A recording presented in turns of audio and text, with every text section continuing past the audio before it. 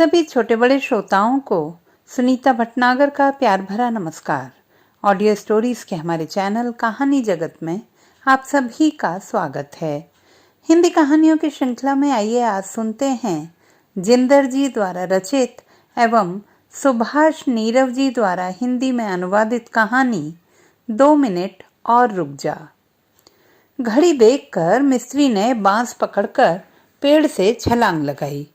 नीचे आकर आगे की ओर कोने में किए गए प्लास्टर का मुआयना किया, खुड्डे बंद किए। अपने काम से संतुष्ट होकर सीधा नलके के पास जाकर हाथ मुंह धोने लग पड़ा। आज काम को निपटाना था, इसीलिए मिस्त्री ने आम दिनों से घंटा भर अधिक लगा दिया था। लगातार बारिश होने के कारण कमरे का एक कोना बैठ गया था। मालकिन ने कमरा बीचों बीच तैयार करवाया था। अंदर से प्लास्टर, पिछली तरफ हल्की टीप करवाई थी। 10 एक दिन का काम था सो खत्म हो गया। सेमे को पता ही नहीं लगा कि ये 10 दिन कैसे बीत गए। मिस्त्री के साथ उसकी अच्छी निभ गई थी। मिस्त्री चाय पिला देता था बाजार से उसी के हाथ मंगवा कर। एक बार तो उसने चाय के पैसे देने चाहे थे, पर मिस्त्री ने बड़ा होने के कारण उसे रोक दिया था। कहा था, तू तो हमारा दामाद भाई लगता है, मेरे लायक कोई और सेवा हो तो बता, पीनी हो तो बता दिया कर, तेरे अद्दे पौवे से मुझे कोई फर्क नहीं पड़ता। बेड खोलकर वह फट्टे नीचे रखने लगा। रस्सियों को इकट्ठा करके उसने अंगीठी पर रख दिया। ईंटों के छोटे छोटे कंकर बिखरे पड़े थे। सेमे, मुझे जाना है, पहले मेरे हथियार साफ करके झोले में डालने की कर। उसे दूसरे काम में लगा देखकर मिस्त्री ने उतावली में कहा। अच्छा जी। बांस एक तरफ टिका कर वह संद साफ करने लगा। सेमे, जल्दी जल्दी हाथ चला। मिस्त्री ने शीशे के सामने पगड़ी को ठीक करते हुए फिर आवाज दी। अच्छा जी। वह तेजी से संदों के ऊपर जमा सीमेंट खुरचने लगा। जोर जोर से चपट्टी पर कपड़ा मारने लगा। ला भाई, बाकी मैं खुद साफ कर लूंगा, मिस्त्री ने कहा। मिस्त्री को संदों वाला बोरा पकड़ाते हुए उसने शरारत में पूछा, भाजी, इतनी उतावली कैसी है? तूने क्या लेना है इससे? कहकर मिस्त्री मंद मंद मुस्कुराया। जल्दी तो उसे भी थी। रोज अंधेरा हो जाता था। गांव पहुंचते पहुंचते हाथ को हाथ दिखाई नहीं देता था। पता तब चलता जब खच्च से साइकिल का अगला पहिया किसी खुरली में जा पड़ता। टोकरी में रखा डिब्बा उछल कर कहीं जा गिरता। वह अंधेरे में इधर उधर हाथ मारता, आंखें बंद करता, खोलता, और डिब्बा उस वक्त मिलता जब किसी ट्रक या ट्रैक्टर की तेज रोशनी उस पर पड़ती। दुकानें खुलने से पहले ही वह काम पर आ जाता। उसका काम होता था मिस्त्री के आने से पहले दीवार पर से कांडी से खुरच खुरच कर मिट्टी उतारना, ईंटें भिगोना, रेता छानना, नाप कर ढेरी लगाना, मिक्सचर तैयार करना। मिस्त्री के आने तक सब कुछ तैयार रखना पड़ता था। मिस्त्री आए और आते ही काम शुरू कर दे। इस वक्त 1 मिनट के लिए भी उसे फुर्सत नहीं मिलती थी। 2 मजदूरों जितना काम वह अकेले ही निपटाता था। शाम तक बुरी तरह थक जाता। आज उसे बाकी दिनों की मजदूरी मिलनी थी। मालकिन ने 50-50 करके 2 बार पैसे दिए थे। बाकी पैसे रख लिए थे। कहा था एक ही बार ले लेना, इकट्ठे पैसों की बरकत होती है, बड़ी रकम बड़ी होती है। वह कहना तो यह चाहता था कि 10 दिनों में उसके पास कहाँ इतनी रोकड़ हो जानी थी, पर आधे मन से उसने मालकिन का कहा मान लिया था। आज उसे 500 रुपया मिलना था। उसने गुड़ खरीदना था, चाय पत्ती लेनी थी, इस सब से जरूरी छोटे के लिए बूट खरीदने थे। छोटे से उसने कल रात वायदा किया था कि वह उसे कल कपड़े वाले बूट लाकर देगा। छोटा चप्पलें पहनकर स्कूल जाता था। ठंड लगने से 2 बार बीमार हो चुका था। भापा, अगर नहीं लाया तो? चलने से पहले छोटे ने कहा था। यह छोटे के अंदर का डर बोला था। जरूर लाऊंगा। साइकिल खड़ा करके उसने छोटे को चूम लिया था। सच्ची लाना, नहीं तो मैं रात में तेरे साथ नहीं सोऊंगा। अच्छा, अगर ले आया तो फिर मैं तेरे साथ रोज ही सोया करूंगा। मीतो ने कहा था, तू रोज शहर जाता है, लौटते हुए घर का छोटा मोटा सामान ही ले आया कर। यहाँ तो गुड़ 10 रुपए से कम नहीं देते। जितना चाहे दूध डाले जाओ, रंग बदलता ही नहीं। चाय पीने को जी नहीं करता। काम पर से तो उसे 2 घड़ी की फुर्सत नहीं मिलती थी। रोटी खाने के समय भी मौका लगते मालकिन उसे 2 पल बैठने न देती। रोटी खाकर वह डिब्बा बाद में साइकिल की टोकरी में रखता, पहले ही किसी न किसी काम के लिए वह आवाज लगा देती। आगे से उससे जवाब न दिया जाता। जवाब वह देता भी कैसे? बड़ी मुश्किल से सर्दियों में काम मिला था। गांव में तो कोई काम रहा नहीं था। गेहूं की गुड़ाई हो चुकी थी। कोल्हू में अभी गन्ना चढ़ा नहीं था। इस बार उसे 5 दिन के बाद काम मिला था, वह भी मिस्त्री की वजह से। मिस्त्री उसके ससुराल की तरफ का निकला था, इसीलिए मिस्त्री ने 50 मजदूरों में से उसे बुला लिया था। वह चौक में मजदूरों से हटकर बैठ जाता, देखता रहता कि कोई मालिक उसे भी आवाज देता है या नहीं। मजदूर मालिकों की तरफ दौड़ते। वह नया नया शहर में आने लगा था, यह नहीं जानता था कि मिस्त्रियों को कैसे सेट किया जाता है। 10 बजे तक वह मुंह उठाकर देखता रहता, फिर गांव की तरफ चल देता। जहां तक होता वह गांव की तरफ पैदल ही जाता। साइकिल पर चढ़ने को मन ना करता।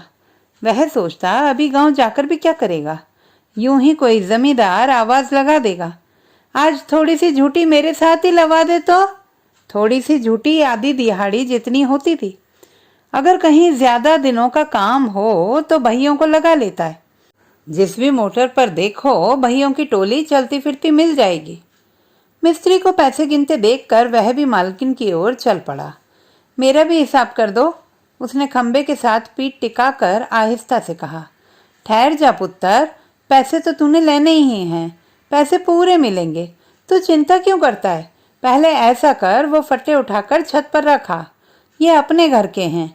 मालकिन ने पर्स की जिप फिर से बंद कर ली। अच्छा जी, कहकर वह कमरे की ओर चल पड़ा। फट्टे उठाकर छत पर रखने लगा। उसने आसपास देखा, घरों में बत्तियां जल उठी थी। आकाश में पसरी काली मां और गहरी होती जा रही थी।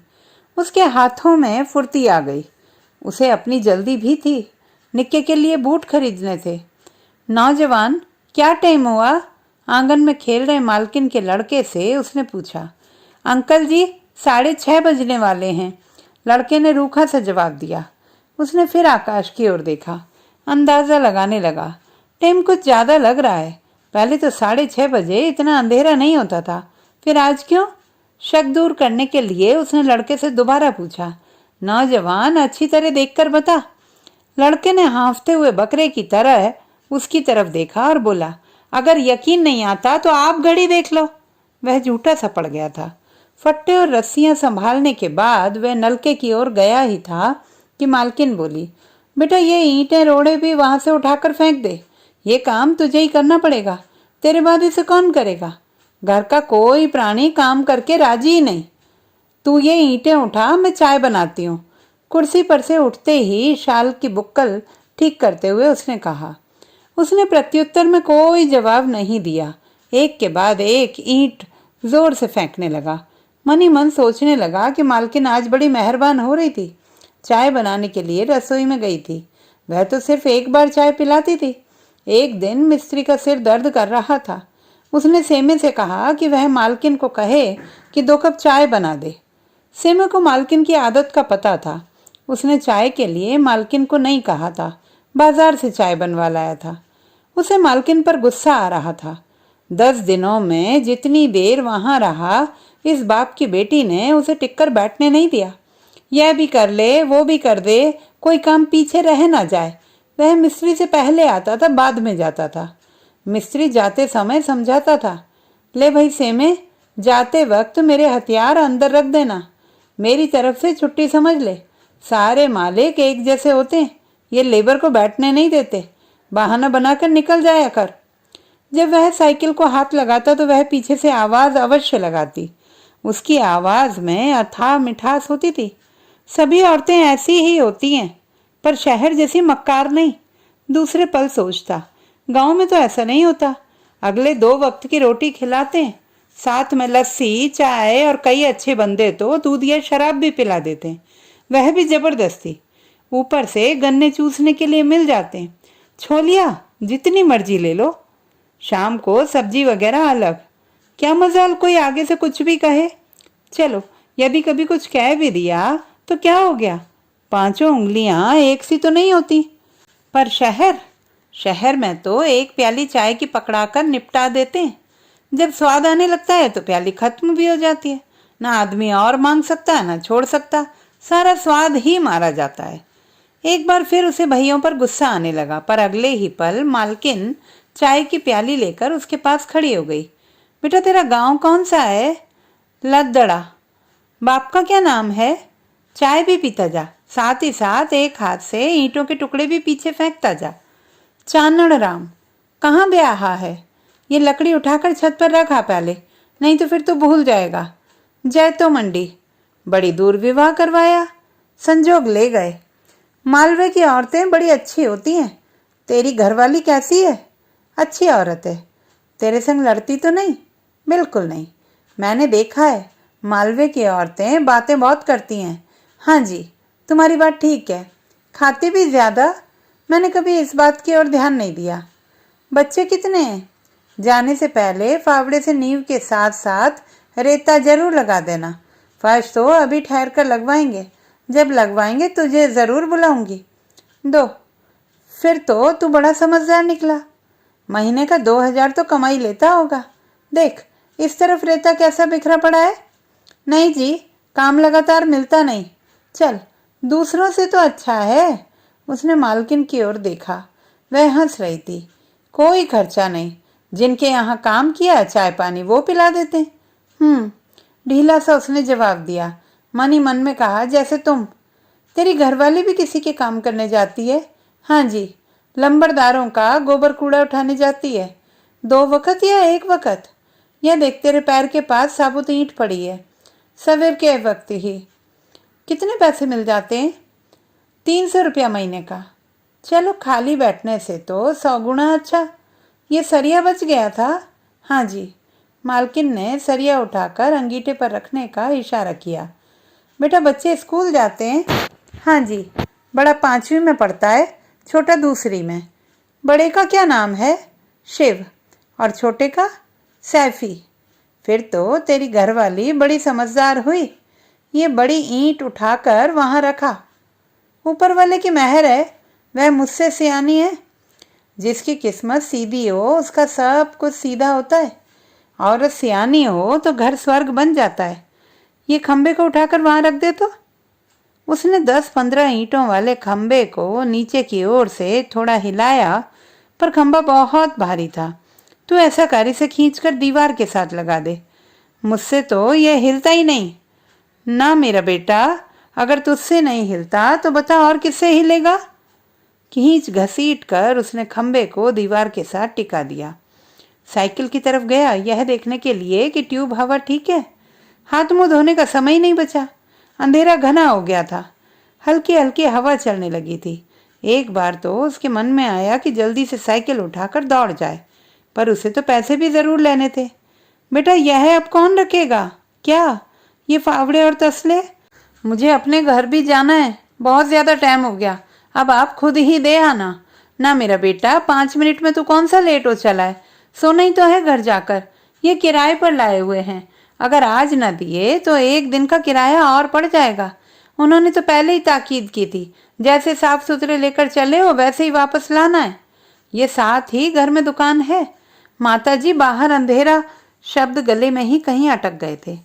5 चक्कर में वह सारा सामान दे आया। अब मैं जाऊं? उसने गुस्से पर काबू रखते हुए पूछा। मालकिन ने चमड़े का पर्स खोला और 10-10 के 50 नोट उसकी ओर बढ़ा दिए। उसने नोट गिने, फतूही के अंदर वाली जेब में डाल लिए। सारी थकावट 1 मिनट में भूल गया। बेटा, बस एक काम तो रह ही चला था। जाते जाते कमरे की खिड़कियां बंद कर दे। खिड़कियां बंद करके जब वह साइकिल पर चढ़ा तो आगे बाजार बंद था। शहर से बाहर अंधेरा ही अंधेरा था। सिर्फ उसकी साइकिल की सूखी हुई चेन ची ची कर रही थी। तो दोस्तों, ये थी हमारी आज की कहानी। आपको कैसी लगी कमेंट बॉक्स में लिखना ना भूलें। चैनल को सब्सक्राइब करें, लाइक करें और मित्रों के साथ शेयर करें।